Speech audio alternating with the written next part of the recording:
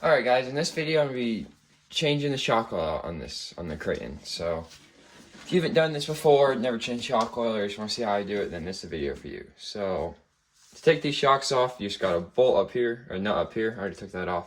And then there's a little pin that comes through here to hold it on, and then a screw in the back to tighten the pin down. So once you do that, you can take it off. First I'm going to show you. So, there's pretty much no oil in the front. And see, it's kind of squeaky, so I'm just going to take them off, clean them, and then put some thicker weight shock oil. So I think I'm going to go 70 weight. So, yep, so take these off just like this. So you can see that slides out really easy. Just make sure to not lose this stuff. So there's a little kind of spacer thing in here, or your shock won't sit right. So don't take those off. So I'm going to get the other 4 off, and then I'll start changing the oil out. Alright guys, so I got all the shocks off. You can see them right here. Just got the Kraton down, so I have a little bit more room for this. So you can see the back ones are a little bit longer. So just remember that. Not the big deal, it should be pretty easy to do that. But so now to start taking them off. So I don't think these have screws on here, so you can just slide that back off like that. And then these should come off like that. It's a little bit hard with the springs, but yep. So you get it like that. And then you're just gonna want to take the caps off. If you get a little hex driver, you can twist them. It's hard to get the first. I'll do those off. I'll get those off camera. So I'm gonna get all these springs off in the back, and then I'll empty the oil out, and then I'll show you guys. Alright guys, I got all the shocks cleaned up, so they're looking pretty good. I will say so far I've liked these armor shocks. They seem to be pretty nice, built well, look good. Yeah, so how I do it is just kind of move the piston up and down to get the oil out. Try and get as much oil out that way as you can, and then I just usually take a wet paper towel, kind of shove it in there and get the oil out, and then I can get a dry paper towel and get it out. So that's got pretty much all the oil out. Not much in there, I don't think. And then also make sure you're trying to get some out of the shock caps. So I'll put this down a little bit more so you can see a little bit. Yeah.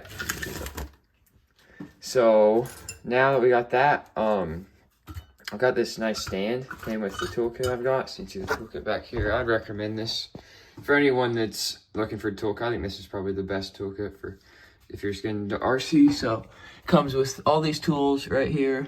Comes with some like pliers. There's like a bag that comes with a stand, and then comes with a screw kit.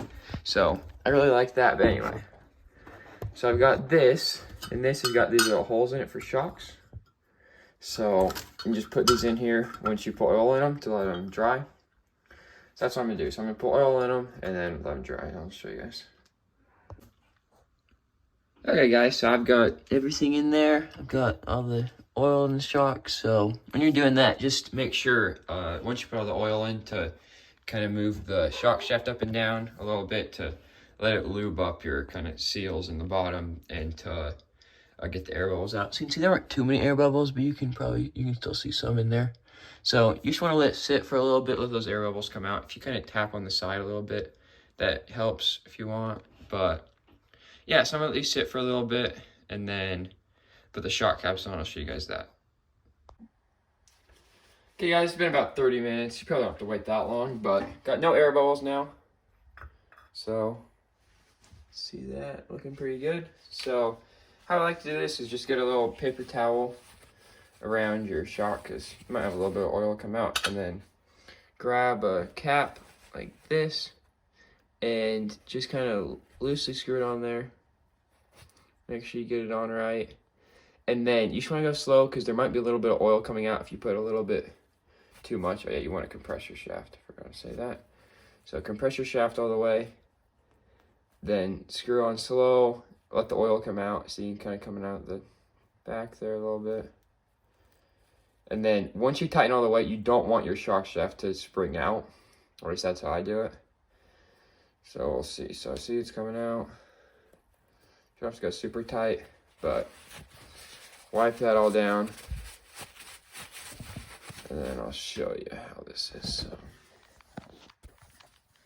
here we go. So you can see it right there. Moving real nice, and when we go full compress, it doesn't collapse, which is what you want. So that's how I do them. Same for the other 4, and then I'll show you once I got them all back assembled. Alright guys, I got all the shocks cleaned up, got everything back on. Looking nice, moving pretty well, a lot better than they were. Clean for now, see how long that lasts, but I'll get them back on the Kraton and then we'll see how it worked. Okay guys, I got the shocks on there, looking nice, moving way better, got way more absorption. Not squeaking in the front too bad, a little bit, the back's still a little bit squeaky. It might be something else in the arms or whatever, but I'll tell you that the shocks are looking a lot better. So yeah, thanks for watching guys.